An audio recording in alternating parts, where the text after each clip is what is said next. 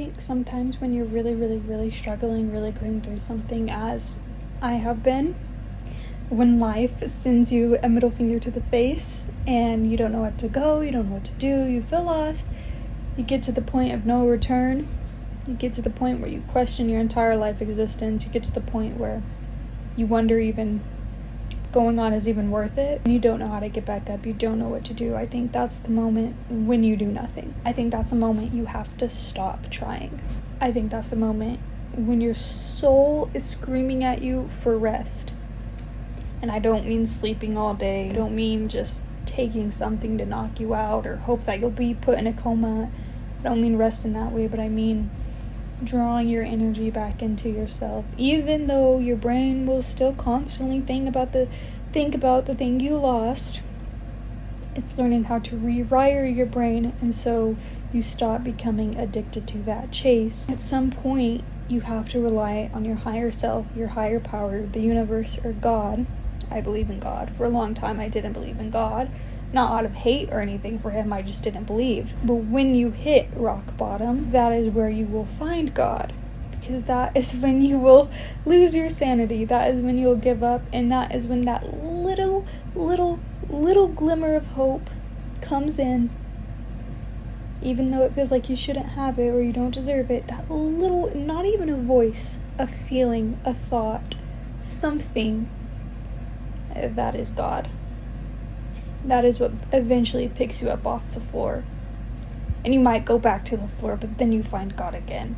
And you talk to him, and you speak to him, or you talk to your higher self, you talk to your universe, whatever it is that has your back. And that is where you'll see change in your life. So if you feel absolutely hopeless, or if your thoughts are flooded with self-worth, if your mind is consumed with doubt, then just sit with it. And I'm not saying feed into it. I'm not saying continue that cycle. Just sit still, and it might hurt, and you might panic, you might sob, but talk to God. Tell him how you're feeling. And the thing is, I think our heart has thoughts, our soul has thoughts, and our brain has thoughts. And our brain might have 2 separate thoughts, or 4, or 5, or just broken into a million pieces of thoughts. And so there's like a constant internal battle. What to do, what to think, what to say. And if it comes to a romantic relationship that you lost, rather they ended it or you ended it, rather it ended bad or if it was mutual, rather you lost your career, maybe you lost your house, maybe you're homeless. I don't know your situation.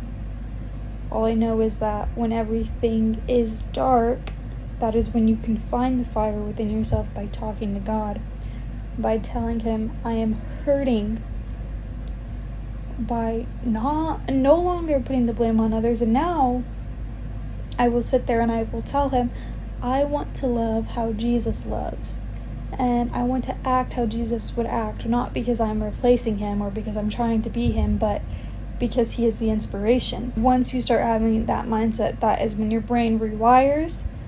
That's when you live in a crummy place, it doesn't feel so crummy. You get a sense of calm. Why now when I go outside and I sit at the park for hours upon hours, because it's the only thing I can do in the moment to moment living, when I look my head up, I see God. And no, I don't see the ghost, I don't see a spiritual thing, I see the way the sun shines in through the trees. I see the way the little bugs fly that look like fairies off in the distance. I see the way the grass is growing green, and the way the breeze flows, which is his voice, and that is when I find God. And God will bring you peace. Even if you're in a disastrous state, he will bring you peace. So sit and talk with him. You do not have to be religious to be spiritual. You do not have to go to church. You do not. If you want to read scripture and you want to read the Bible, do so, but I don't think you have to. God just wants you to sit with him.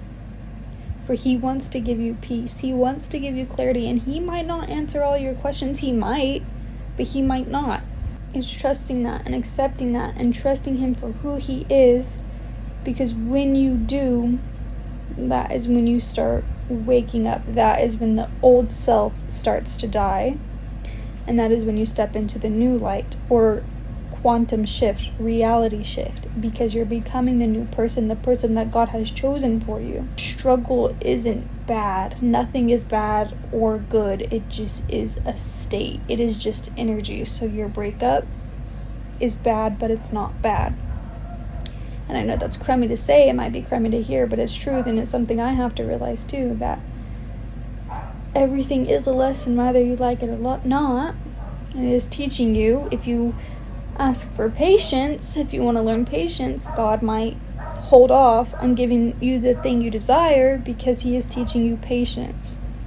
He is teaching you. He is the teacher. You are the student. So just embrace that.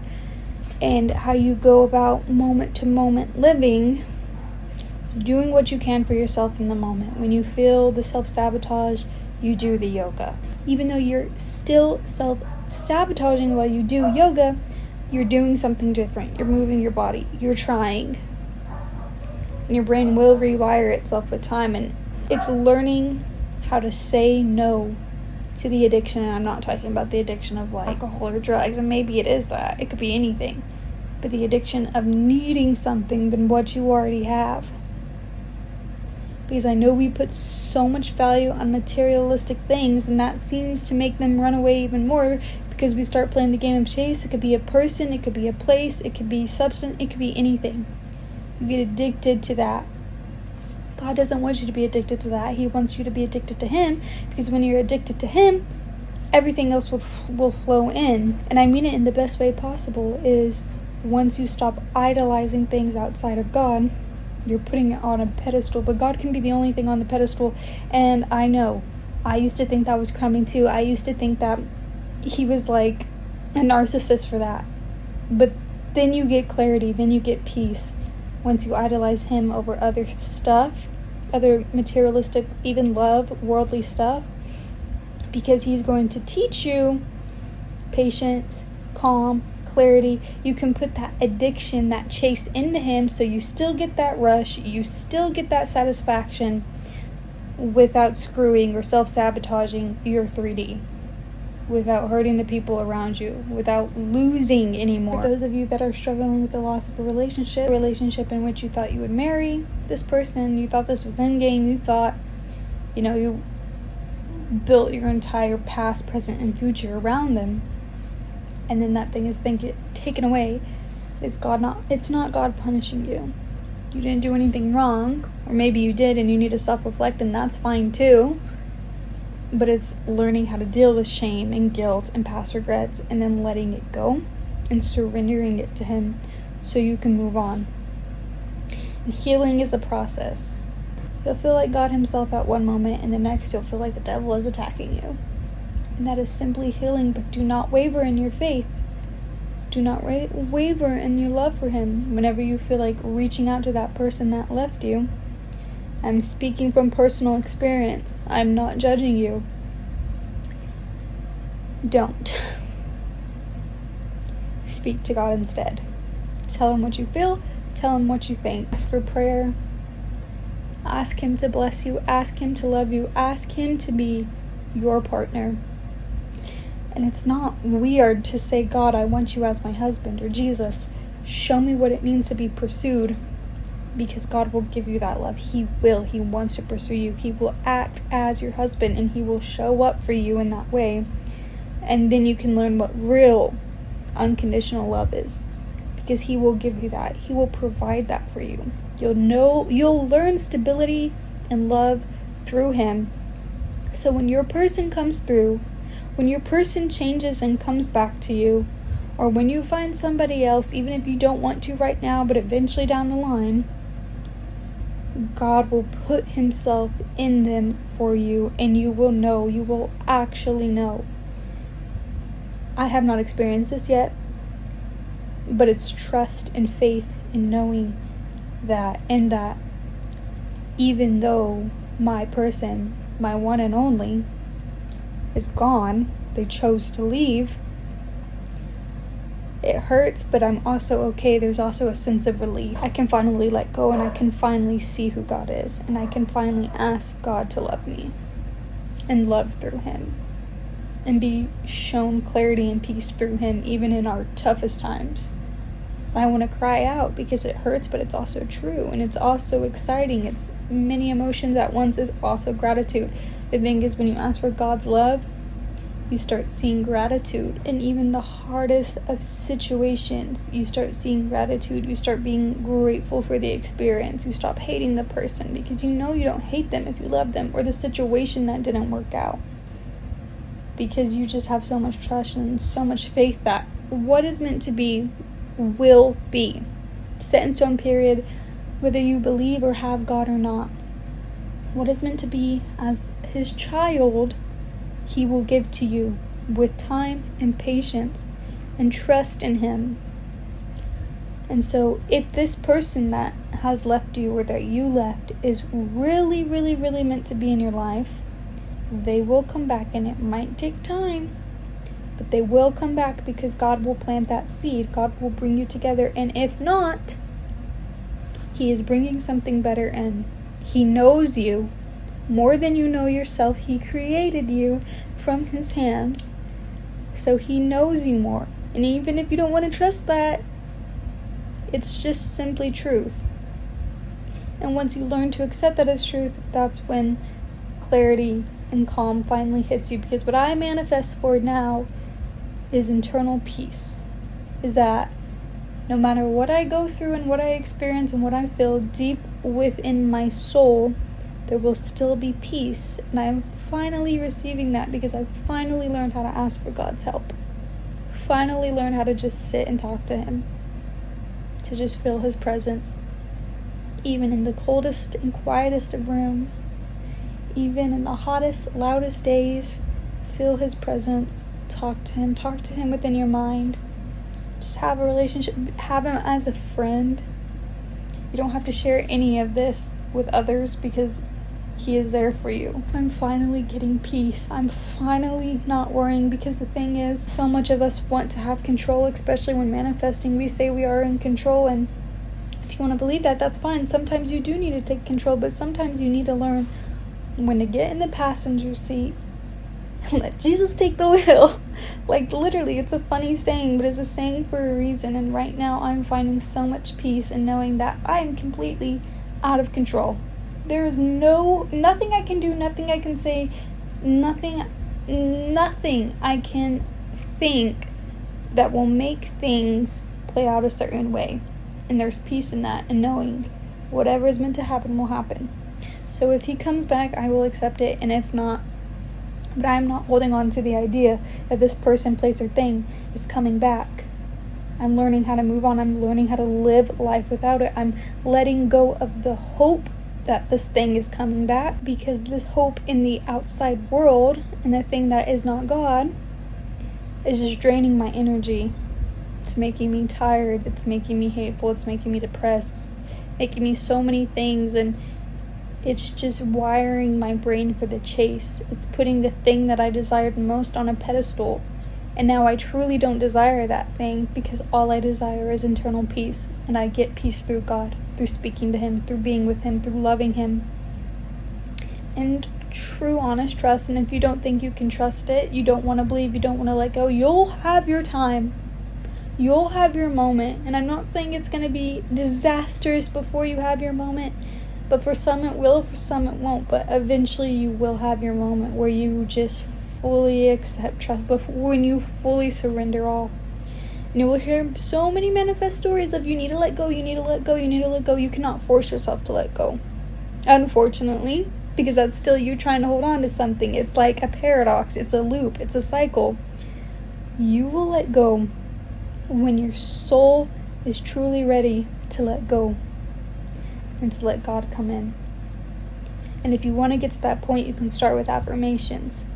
You can say, I trust in you, God, I trust in your plan. And you can pray to him. And you can pray for yourself. It is not bad to ask for blessings. You are not a narcissist for asking for him to love you and accept you as you are. Just surrender to him, and surrender to him through love and compassion, and ask to be shown heaven, and he will bring you heaven on earth. And it might not be physically, nothing might not change. It might, but it might not. But what's truly most important is that internally you change. Because when you internally change, life just gets better, even if nothing outside changes.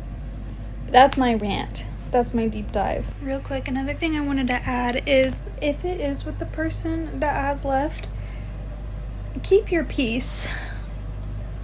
Don't try to explain yourself. Don't try to force them back. I speak from experience. I speak from so much experience. Keep your peace and learn. This is where talking to God comes in.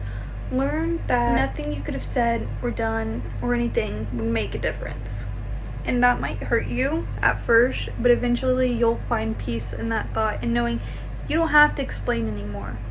You don't have to try anymore. You don't have to give all of yourself and more, even when you're drowning, anymore.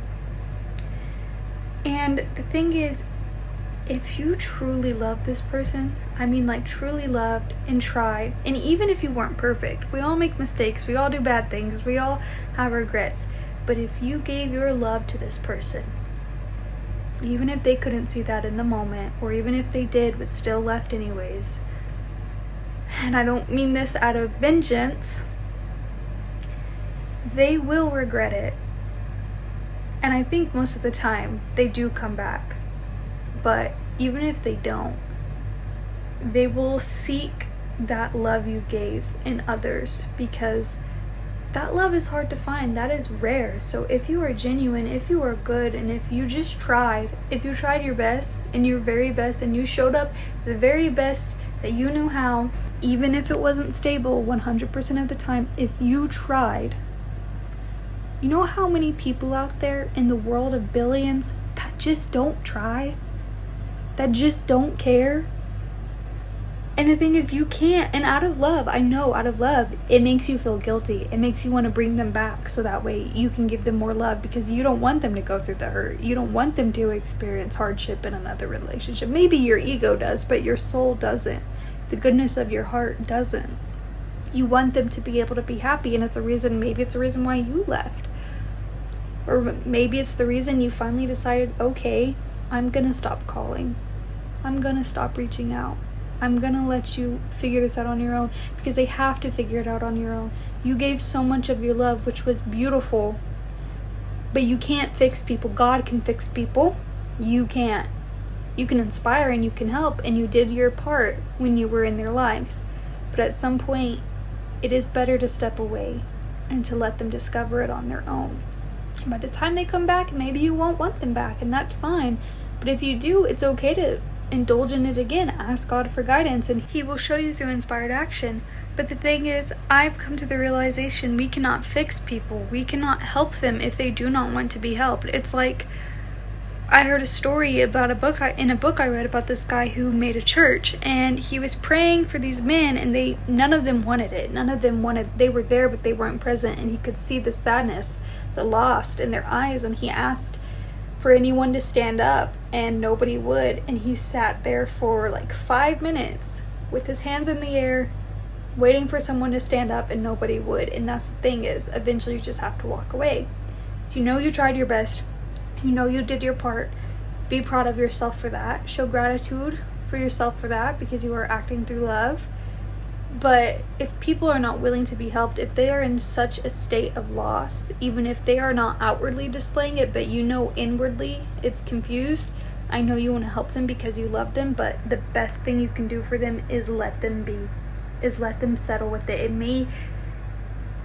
They may never come out.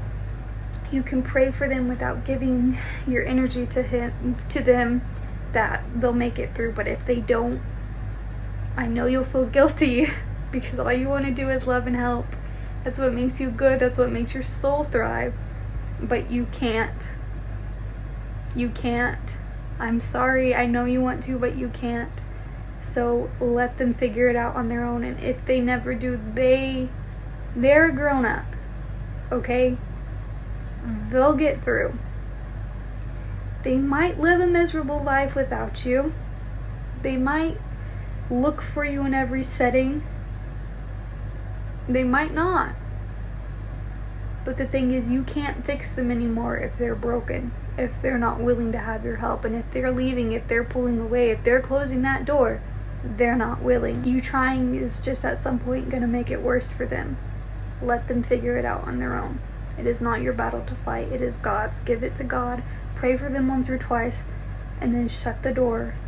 We'll take both feet out of the door, close it, start the new chapter of your life. And I hope this resonated with you. I hope this helps. You got this. Stay strong. Be vulnerable with Christ.